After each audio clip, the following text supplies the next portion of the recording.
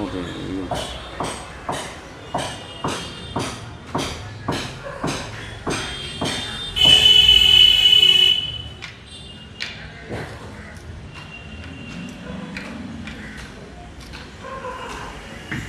আমরা ছাদে জলের ট্যাঙ্ক রাখি, কিন্তু তাকে অবহেলিত করে রাখি, আর তার ফলে দেখুন কি অবস্থা হয়েছে।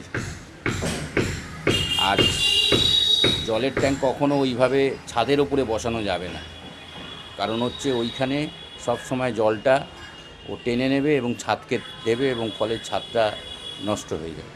এবং সেটা এই জন্যে যে এইখানে দেখুন কীরকম অবস্থা,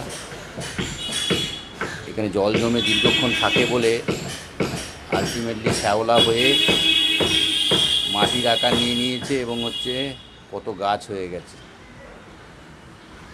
এরকম অবস্থায় থাকলে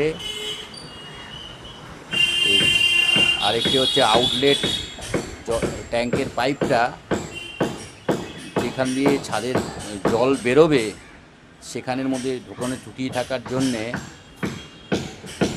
ছাদের জল যখন বৃষ্টি হচ্ছে তখন পুরো ছাদটাতে জল জমে থাকে, এবং সেটা বেরোতে হয়তো 1 ঘন্টা 1.5 ঘন্টা 2 ঘন্টা সময় নিচ্ছে। ততক্ষণে ছাদটাকে ভিজিয়ে দিচ্ছে এবং ছাদটা ক্ষতি করে দিচ্ছে।